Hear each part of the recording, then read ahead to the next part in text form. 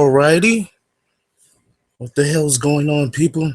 This is the Lone Wolf, aka the guy Meeks that used to be on Video Mac Show, and I probably don't know if I'm ever going to be able to be back in there anytime soon.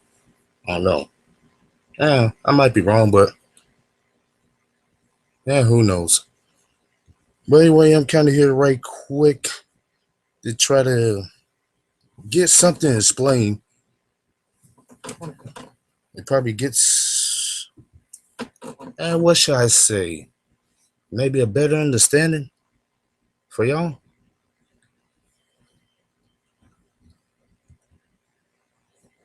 Alrighty. I got everything loaded up.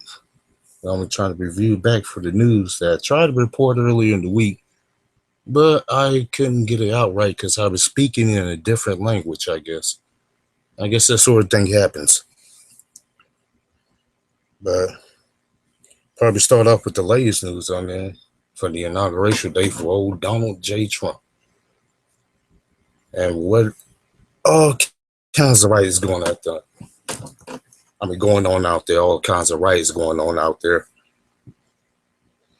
And all I can say is just stop being a bunch of sore losers. Like it's over. You had your chance. You could have freaking got yourself all together and try to freaking back your major support for Hillary. And who knows, some of them even might even try that. But y'all failed in the end. He's in there.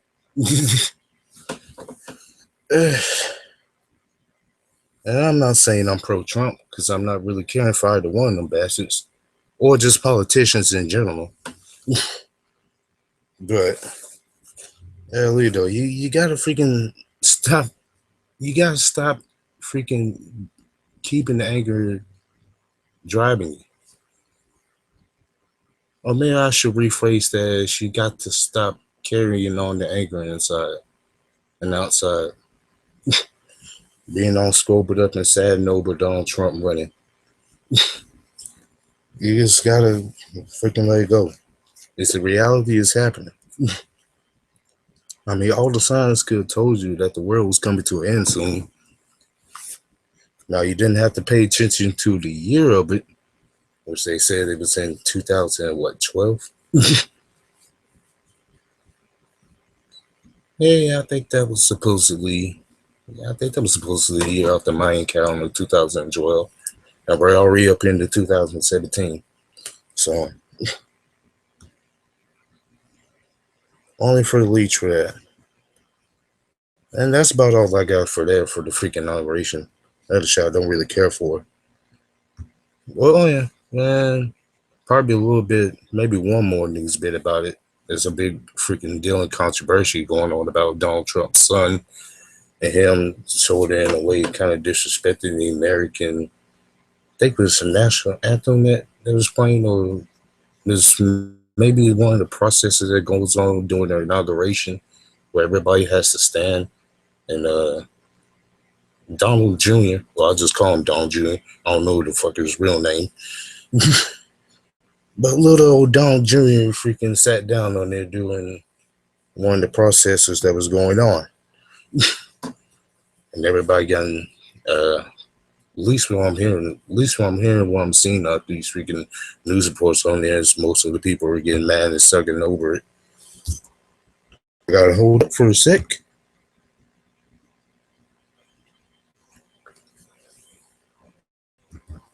All right, think I'm back together yet?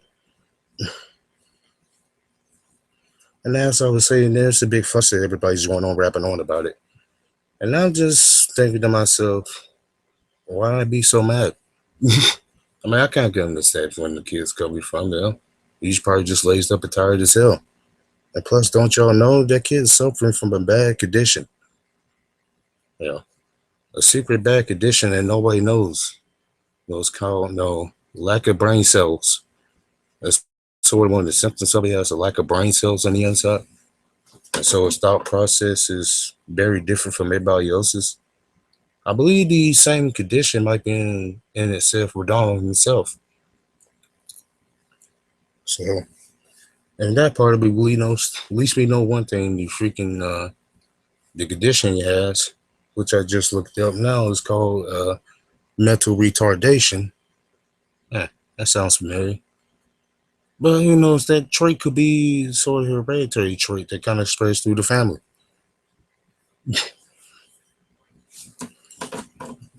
So I wouldn't give it much of a bother for the kid. He's stupid like his father, so it's what you expect. I mean, that's the only question I have for it. All right, moving on from that bullshit. We're going over here now to review some of the MMA news from the week.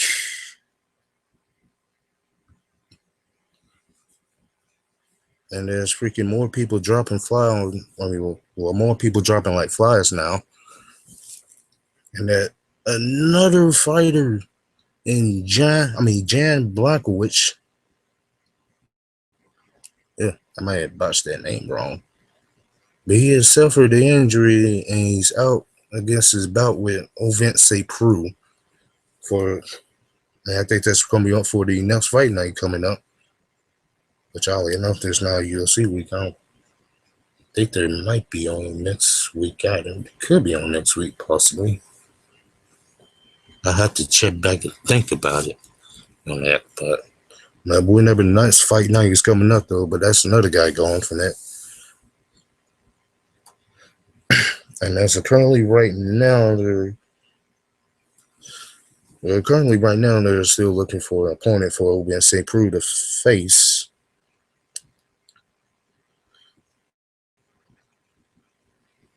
And also, along with that, John Phillips, the man from Wales, he's also been forced to withdraw against Marcos Rosario de Lama. ISAS next weekend is UFC on Fox 23. But long and behold, though, he does have an opponent on there, and Jeremy Kimmel. Jeremy Kimmel. Oh, Kimball. That ain't sound familiar. Sounds like a certain late night host comedian I know of. But he will step up on short notice to face Marcos. And we also got Gareth McLaren.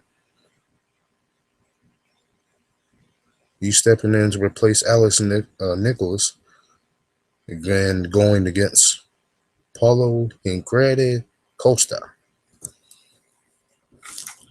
And that fight shall be coming up in the 106th edition of the UFC Fight Night. And now I'm going back to news I was trying to regurgitate earlier from the week. But in a sense, we got Conor McGregor. He's hosting a pay-per-view in a way. Yes. But what the really deal is he'll be holding an exclusive interview with Ariel Helwani, and it'll be on pay-per-view. And I probably suspect it'll probably be somewhere along the confines of MMAfighting.com too. But that shall be coming up, I believe, towards next week, towards the end of January. Well, no, scratch that. No, not the end of January. That'll be towards the end of February, actually. That's when the interview will be held. And all I got to say about that is, look at the king over there. Letting everybody know that he still runs the place. You got to say this about the first UFC fighter that is able to hold an interview for pay-per-view.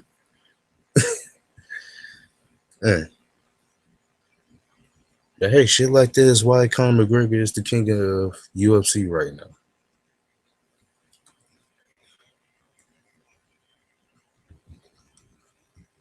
And let's see. Going on from there. There was some. Let me straighten that out again. There was just a bunch of jibber jabber kind of going on from the fighters.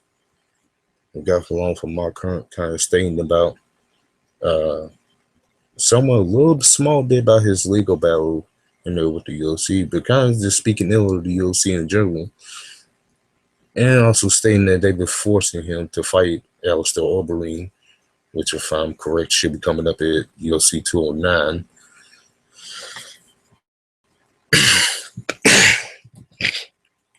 All right, excuse me there. And we got the lone snap. We got Rashad Evans, and discussing about his, or should I say, his former training camp or training team in there from the Blackzilians. And I guess him kind of officially stating now that the Blackzilians are no longer to be, as they all broke apart.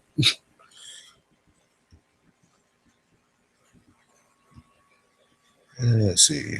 While this thing starts to load up, this damn computer. You know what? Hold up. I'm going to be right back. I won't be gone for long, people.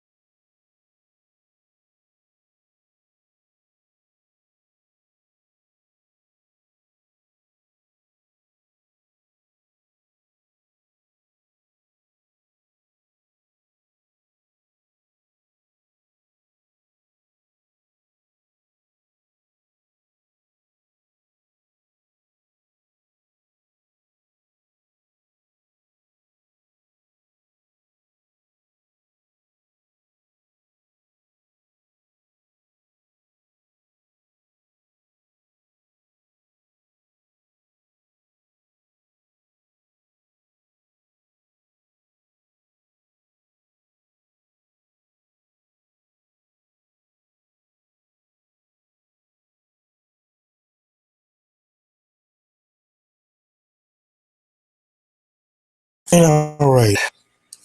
Sorry for so much dead air there. Got a little too freaking quiet for the own good. But yeah, sorry about that though. I just kind of had to handle something right quick. But I'm back now. And now we're just going along with yes. The recent MMA news of the week, which hasn't been much of anything. Like I said, there was probably earlier in the week I already announced that Stephen Struve was injured and won't be able to fight Junior Dos Santos. If I'm correct, going along with, I think he also UFC 106 fight night, and should be in March.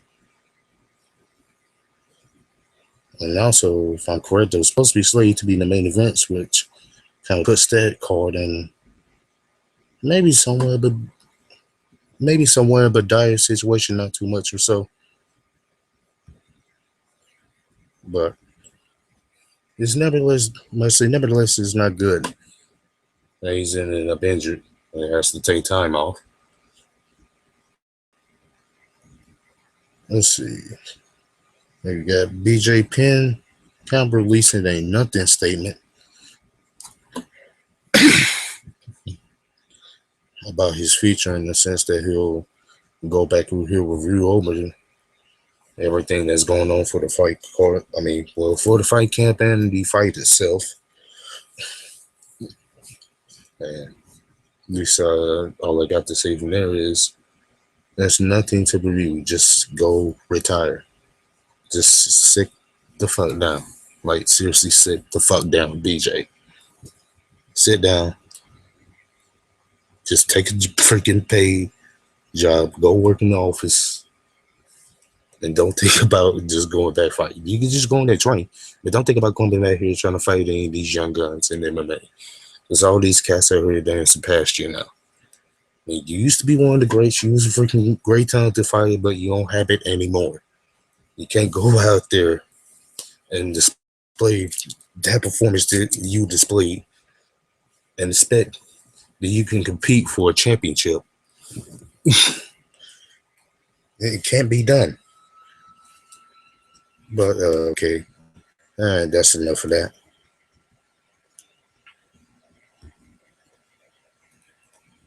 All right, we got Relic Gracie. Well, come on, freaking chat on here. These kind of stuff.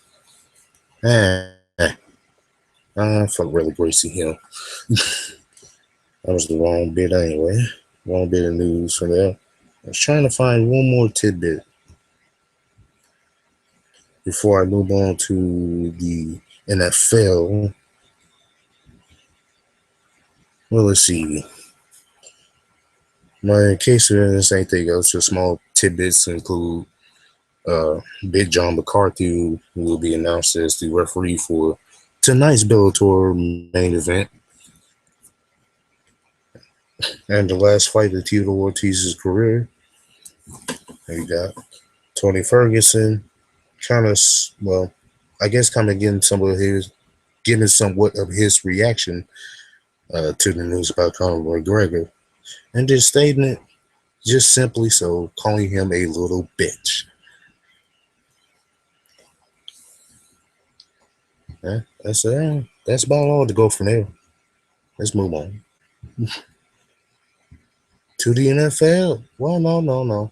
Let's not move on to the NFL. Speaking of Bellator, hell, I almost forgot about this. We got this fucking fat fuck of a heavyweight, Brett Rogers, best known for his fight with Fedor Emelianenko, where he started out good, but made a dumb mistake and ended up getting knocked out. He's now in jail and being charged for sexual misconduct. And get this, there was a scene that I suppose a Saturday night or maybe a Wednesday night, might have been one of those two nights. But it's a scene up from the club, and there was two men that was going to the bathroom stall,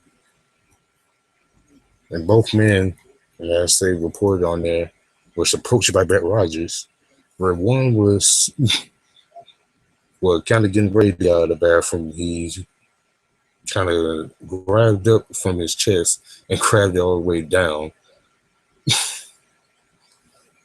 It started freaking groping at his groin area. And then there was another lad who was in there in the bathroom taking a piss on the way, and Rogers walks up to him and start roping him, basically touching him on his ass. Yeah. I believe if the wording was right, he did say to the lad, you got a free time? Oh, no, it wasn't that. No, that wasn't it. Well, he said, yeah, that is right here.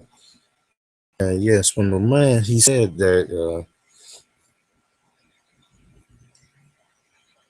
man, oh, sorry about that. Kind of getting hard to load up for me.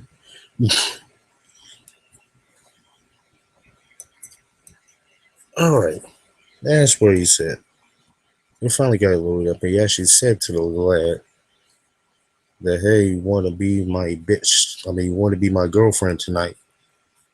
That's what he said for him.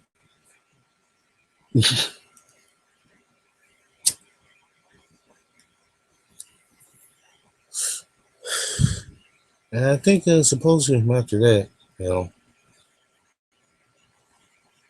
Well, at least when the first guy, well, at least when the first guy on there, he didn't really do much on there.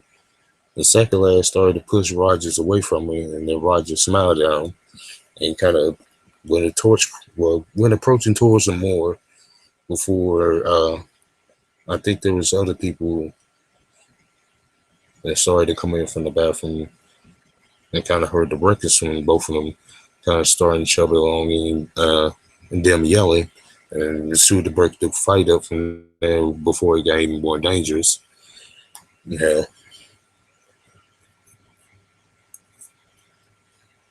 And all I got to really say from here is I see where his career is headed now. Or should I mostly say I see where his life is headed? He's going on to make that transition, at least after he gets off the job, he's making that transition from MMA to going on the poles now. And being the good old Chippendale. I see a Chippendale career out of that. And alright. I believe that's enough of the bullshit from there from MMA. Kind of a slow one. Wasn't really much of shit going on. Well, what's surprising about even the freaking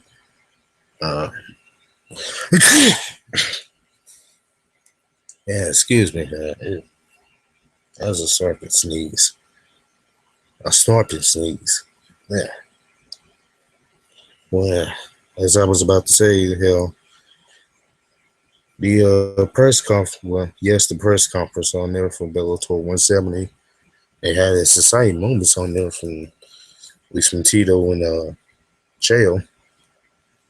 But besides that, it seems like the rest of the bit was just a bit done.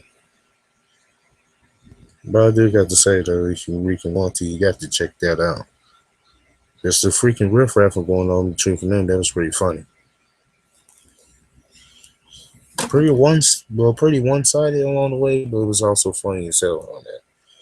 At least the only good thing we got to say from Chael, at least the Chael, he still got it. At least in the wits. He hasn't got knocked around the head long enough to lose his freaking funny wits about him.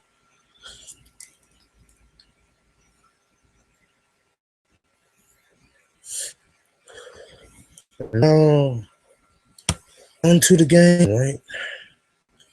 Or the games, I should say.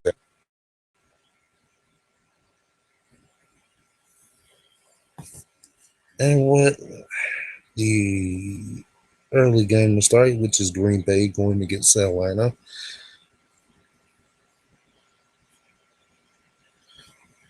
And what I have here is basically a hope pick in there. Because you look at it from there, this is a tail display of really two quarterbacks that are going to battle out and see how many points they can score for their respective teams. While with Matt Ryan, he has the better offense, especially looking on the other side with Green Bay and see that all of their players are injured, though. I'm still going with Green Bay just for the fact that I believe that Aaron Rodgers got miracles to work with. He's been working miracles for that team basically ever since week 12. Well, I should say maybe even longer than that for the freaking team. The lead on this long 8-game winning streak now. It even helping their defense out, which the defense ain't the best of them. But they're like an average defense. Right? Yeah, they're about average defense all the time. At best, they can be a good defense. While Atlanta, they sort of have the capability to be a great defense. But I see the freaking songs of the parts on there. And so the parts on there, we have these Peppers, was the veterans like that. You still have to look there and wonder how long, how long can they still go? That's the question to ask. How long can they still go? Because, we've been seeing the production from them, and they've been doing good for the year. But you just get that feeling on there that you can expect, you know, so much more coming from it. It doesn't seem like they have that capability as they did, at least from a few years back when they was fully in their prime. They're really kind of turning through and making explosive plays. And plus, alongside with that, the Atlanta secondary ain't the best of secondaries. They I'm about to say they tend to freaking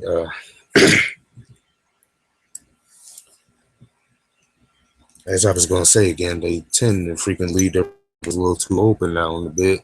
They tend to freaking lose their receivers out, at least out in their coverages. Hell, or should I say their zone coverages? Hell, they tend to lose their guy. But man, oh man, though, this gonna be a high scoring game from there. That's why I feel like in the sense over here. I feel like it's gonna be a high scoring affair on there. Yeah, probably Atlanta probably has the capability of making the scoring out there. Well, scoring more points than Green Bay. But I just have a feeling in a sense that somehow, some way, Aaron Rodgers is going to be determined to score more points than what the Atlanta offense could put up. Despite him using a wide receiver for a running back, and having his top wide receiver being hurt, and well, not even that, his top two wide receivers being hurt, and being basically relative to freaking 3, 4, 5, and 6 guys using those guys as receivers, along with another receiver that's a running back. Or should I say a receiver playing the role of running back. They gotta need to state that better. As we go on there to the next game, it should be delayed. I think it's gonna be the late night game. Well, probably the late afternoon game since it's starting around 6 o'clock.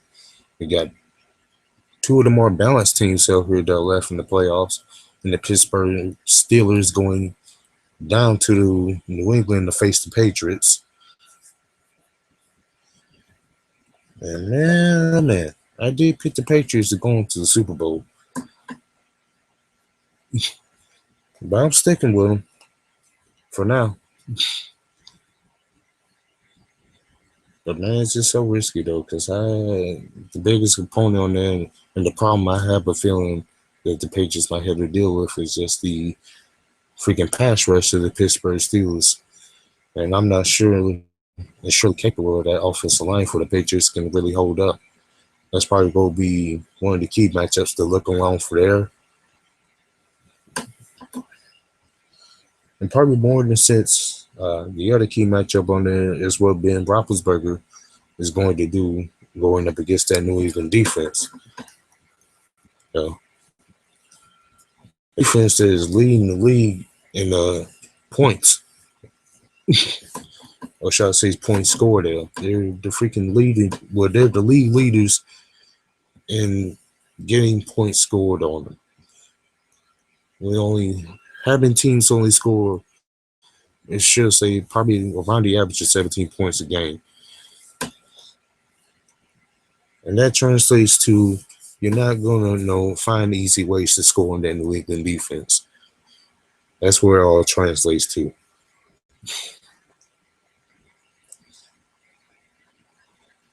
And despite that, though, you gotta look on the other side. But Ben Roethlisberger, he does have nice weapons displayed around on there in the form of Antonio Brown, despite him being a dumbass and freaking showing the Facebook Live video, shooting the Facebook Live video, I should say, from the locker room after the playoff game against the Chiefs.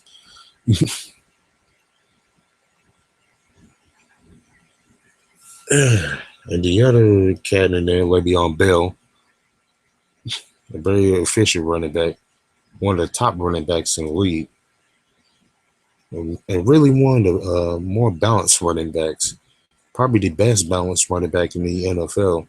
in terms of him hitting the proper holes and rushing for many yards, and also being a passing weapon in the game. As he actually caught over, shall I say, caught over 60 passes for the whole season. Yeah, I think I'm probably mightily wrong on that number. It's probably more like closer to 100 passes. It's very impressive on that front running guy. But you got mighty weapons like that along on there, along with a steady offensive line that's been keeping Ben upright for the most part. Yeah, they gave up many sacks on there.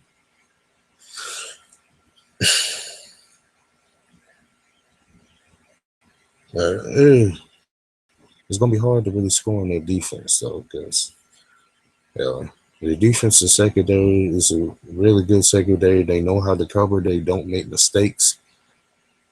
And Bill Belichick has been finding many different ways to reduce a pass rush and sacking quarterbacks and putting them out of rhythm and out of touch and really causing them to create turnovers. So you look from there, though, it's going to be a really tough matchup between two balanced teams. There's possibly a match that could go in the sudden death overtime. But if I had to pick the list on it, though, I'm going with New England. They have probably the wet dream of quarterbacks. At least that's what I'm predicting on here with my predictions. And everybody else's fantasy on here for a Super Bowl, whereas Aaron Rodgers is going against Tom Brady. So the debate can finally be settled. And which quarterback is the greatest quarterback that's playing in the game right now? It could go against the best in history.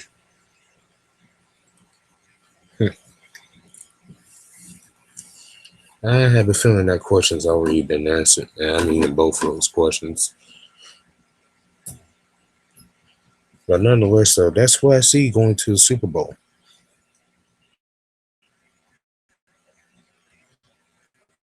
And now, and yes, and now, if I can get to it, the Bellator fight card predictions.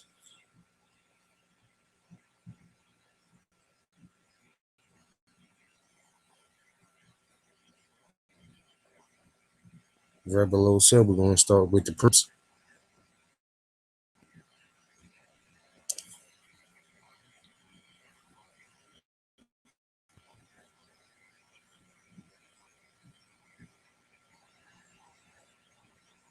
Mm. Oh boy, days like this though, that kind of reminds you. He's trying to get corrected, but it seems like he's failing. At least if you're watching out there, that's probably what you're thinking of the stream right now. I mean, of this stream. It's kind of like, what the fuck is this guy doing? Not even what the fuck. Why are you doing this? Oh boy.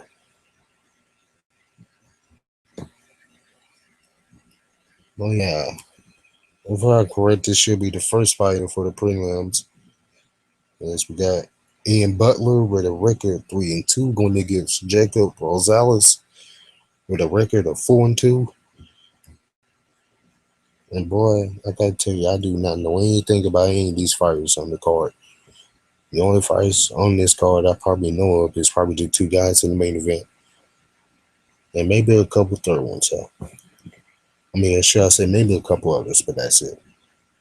But nonetheless said, I got Jacob winning. How he's gonna win, I don't know. Don't care. Don't care, man. All I'm hoping out of these is you guys freaking have good fights.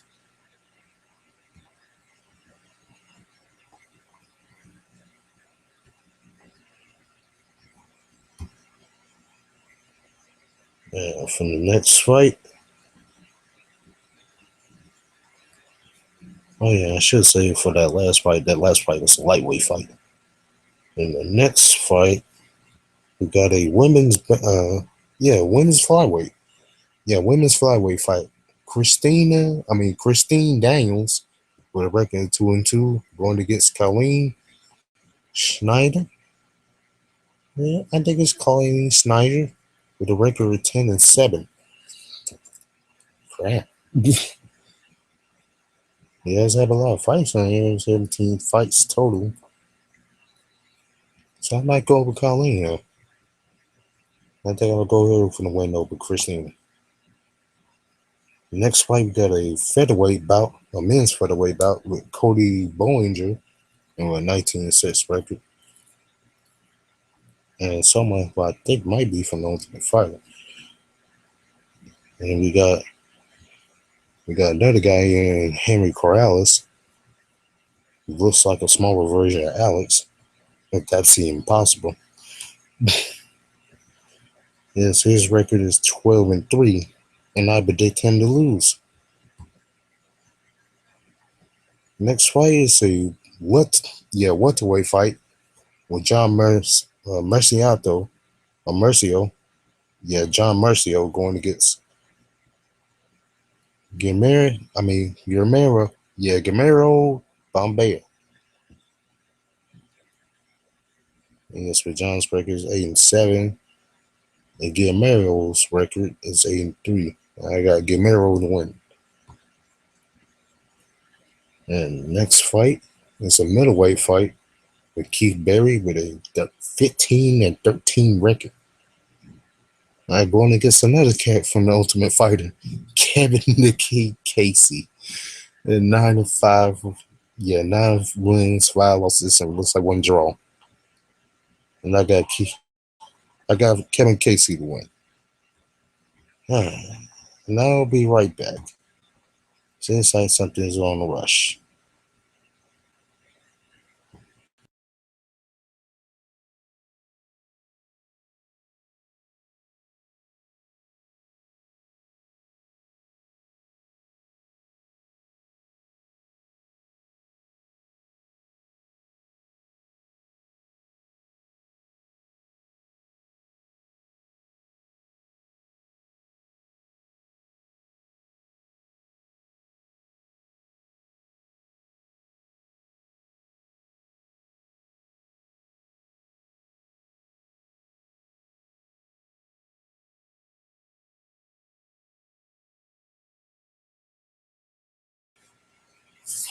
All right. I'm back again. And as I was saying, I got Kevin Casey to win. Excuse me. Yeah, next fight is a featherweight fight with Alex Soto, a 7-3 record, going against DeMarcus Brown with a 4-2 record. The other record kind of like the link on this guy, who's 5-9, with DeMarcus. I might go pick him to win. All right, the next fight we have is Lyoto Machida's brother, Shinjo Machida, who's fighting at featherweight with a 4-2 record, going against Jamar Acevedo with a 2-0 record. Sorry, Jamar, got you to lose. The next fight is a bantamweight fight. James Barnes with a 6-2 record, going against Rob Goach with a 4-3 record. I got Barnes to win that. Next fight is heavyweight. Dave Cryer. Yeah, Krager. I might just say Krager. It looks like it's spelled Cryer. But Dave Krager going against Jack May. I might go with Dave over here with the 11-2 record. And Jack May's record is somewhat impressive too. It's 8-3. But I kind of feel that Dave has probably more experience, at least more fighting experience on there at this point with both of their careers. And one more fight, Daniel Rodriguez with a 2-0 record, going against Christian Gonzalez with a 1-0 record. And this fight would be for the welterweight division. And I think I'll pick Daniel to win. Very dead even. Another welterweight fight, Jalen Turtle, 2-2, going against Gabriel Green, who's 3-0. And I got Gabriel to win.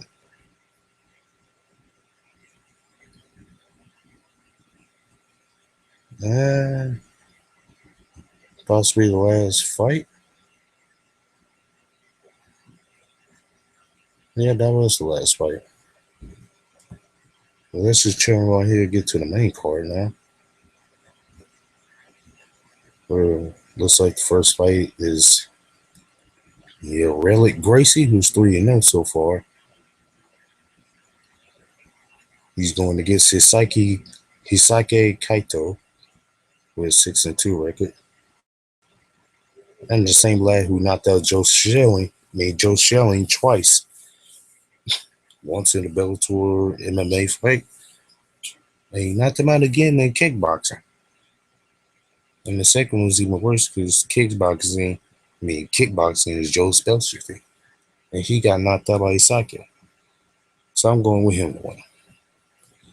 We got looks like a very exciting co-main event fight with Paulo Daly going against Brennan Ward.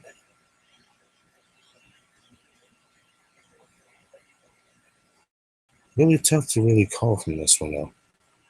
This is with both guys are very explosive strikers here. It's definitely going to be a very striking fun fair. Probably better from the Psycho fight. Because I have a feeling Psycho might be winning the straight, but going in Gracie's though, they're probably going to try to get it down to the ground, the heartbeat. But this fight with Brennan and Paul going at it, it's going to be all striking fair from here. It's really tough to really call on here. Looking at, I might freaking maybe for once maybe change my shit or change my opinion.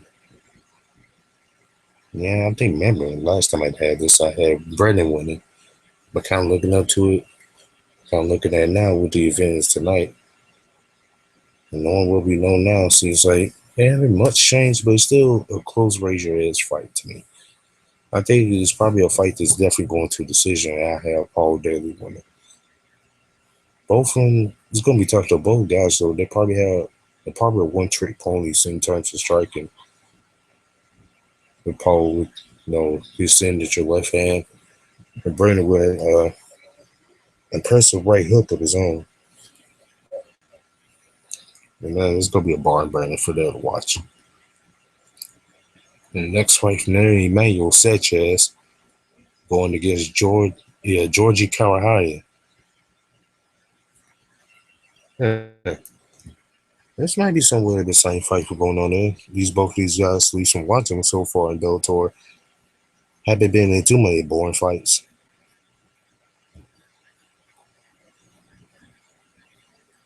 In classic display, probably the striker in Emmanuel, probably going against the grappler in Georgie. Really hard to be confidence, but I think I'll pick Emmanuel to win. I think I got Emmanuel in this to win. Let's see. Next fight. Next fight should be the last, right? Uh-oh.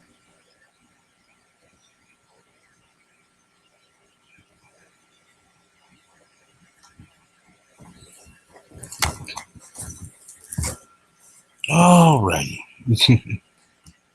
This way your shit starts to freeze on me. Oh, getting great. That's so great. Oh, how should I put it?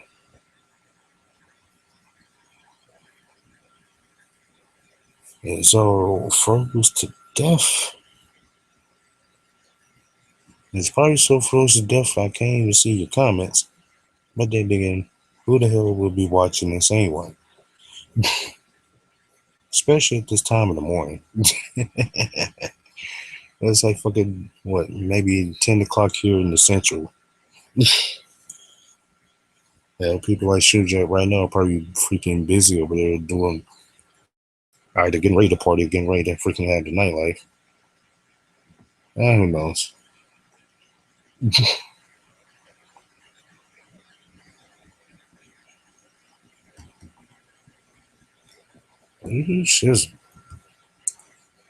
Yeah, this thing's brutal. But it seems like it wasn't gonna be that many other fights on there. Probably the only other thing to charge from there is probably to look towards the main event with Tito Ortiz going against Chael Sonnen. And boy, I don't know if I have really much to say about this old man fight. And probably anything to say is probably gonna be a classic display of wrestling 101 for both guys. And probably a nice display of amateur boxing. I believe that's probably the two things that are going to happen in this fight. Probably an amateur boxing display and wrestling 101.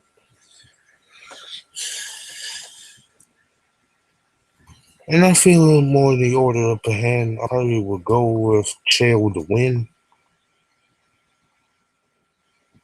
I mean, even though it's really tough, I mean, you look at it, it's a freaking even matchup by the way. Because both guys are mirror fighters of each other. They do the exact same thing. But see, they're both boxer based guys that love to take you down, love to grind and pound on you. And which one is going to be able to do that at their advanced ages? Who knows? I mean, at least on one hand, it could be probably a total grapple fest.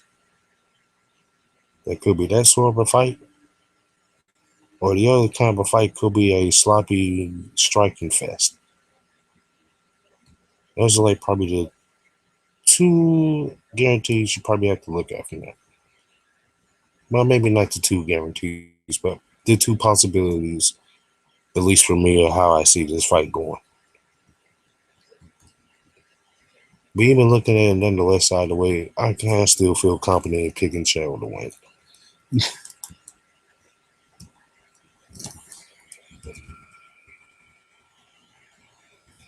That's what I feel. I don't think there's anything else to change from. That's not bad though, only change like maybe one fight prediction on them. And looking at the two fighters on there from the fight that changed is an understandable one. Nonetheless, for now, I kind of kept it straight. Do know though, the fight card, well, the main card should start at 8 o'clock Central, 9 o'clock. I mean, yeah, 9 o'clock in the East. And with, and if that's correct, then the prelims should start probably maybe 2.5 hours earlier from that, maybe. No, just 2 hours. Yeah, 6 o'clock Central, 7 o'clock in the East. And if I get done with what I'm doing today, I possibly could be doing a live reaction of the prelims and the main card. And if I can work out maybe a few more kinks, it's probably a possibility you'll get to watch it alongside me. At least I can try to stream it through. Ah man, it's always a joke trying to freaking find a way to kill this show. If I can get this through and stream this through hell.